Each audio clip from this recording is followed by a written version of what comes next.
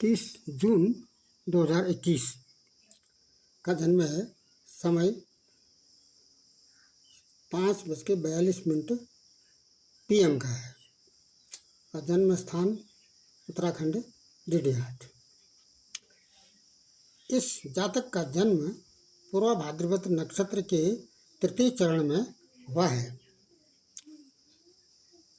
इस जातक का विकास बड़े शहर में रहने के कारण होती है और छोटे गांव और शहर में जातक उन्नति नहीं कर पाता है। और यहाँ पर इस पूर्वा भाद्रपद नक्षत्र में जन्म लेने से इसका जो देवता है ये आदिचरण है और बाईं जांघ को संकेत देता है। साहसी होगा और दूसरों की मदद करने वाला होगा। आदर्शवादी है, सिद्धांतवादी है, शांति प्रिय है, आदर व सम्मानित होगा, ऊंचा कैरियर प्राप्त करेगा और सरकारी नौकरी इसके जन्म पत्रिका में इस नक्षत्र में अंकित है।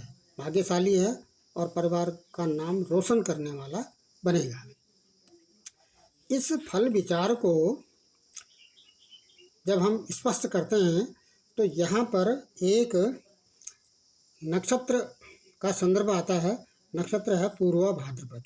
पूर्वा भाद्रपद नक्षत्र के जो स्वामी हैं वो गुरु हैं और इस पूर्वा भाद्रपद नक्षत्र का जो चरण है वो तीसरा चरण है। तो इस तीसरे चरण के जो स्वामी ग्रह हैं वो बुध बनते हैं। इसी पर चर्चा की जानी है।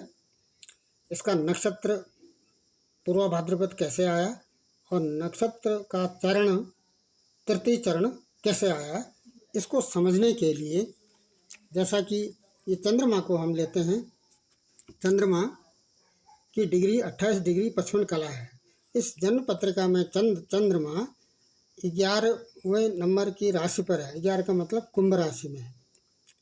कुंभ राशि में है चंद्रमा, कुंभ राशि में है और D9 में चंद्रमा मिथुन राशि में है। यहाँ पर D9 चार्ट दिखाने का मुख्य आशय ये है कि ये जो पूर्वा भाद्रपद नक्षत्र का तीसरा चरण है उसके जो कुंभ का जो नवांश है वो 3 नंबर की राशि आती है, मिथुन राशि है। मिथुन राशि के स्वामी बुध बनते हैं। जैसा कि महादशा गुरु की चल रही है वर्तमान में, राहु की अंतर्दशा है, मंगल की प्रत्यंतर है और चंद्रमा की सूक्ष्म दशा है और सूर्य की प्राण दशा है। जन्म कृष्ण पक्ष की सप्तमी को है, बार बुधवार है।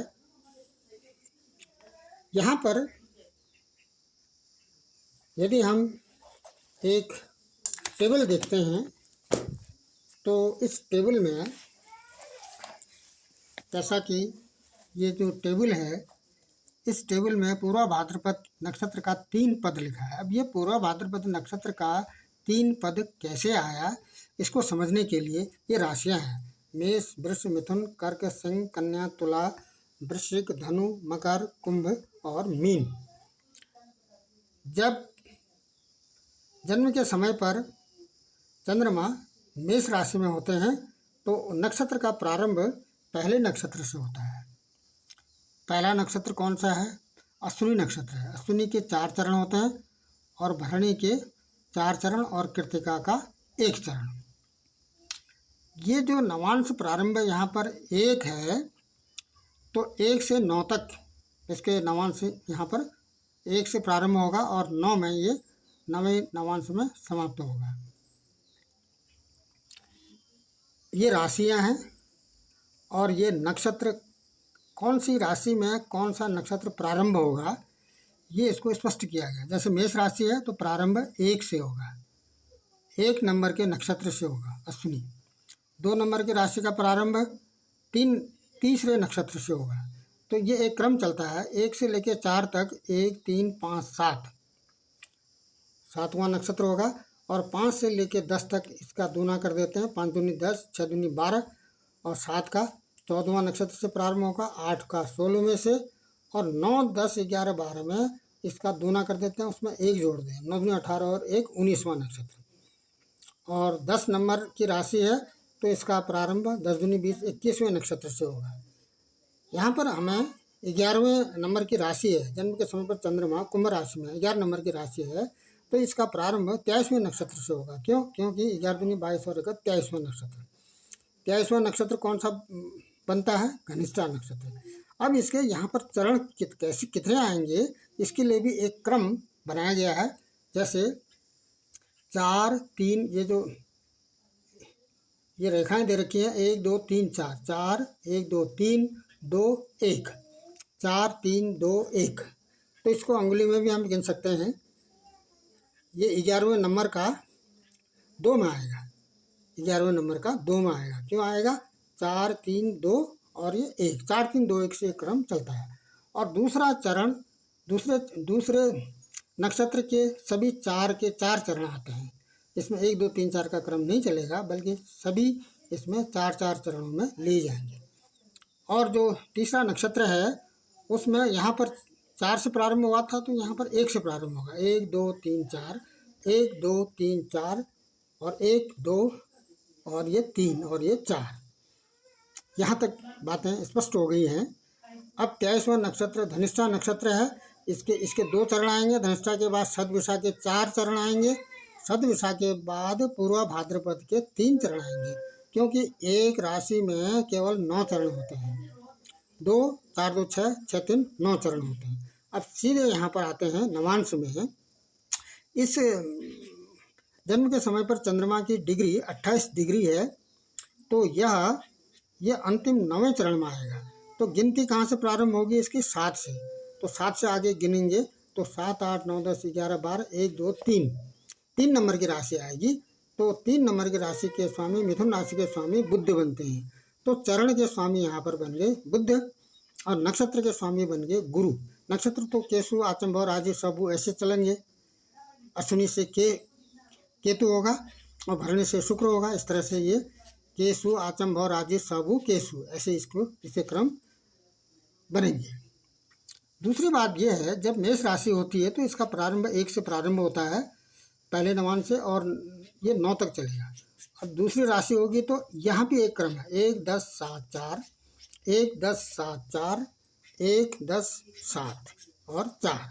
तो यहाँ पर हमें कुंभ राशि से मतलब है।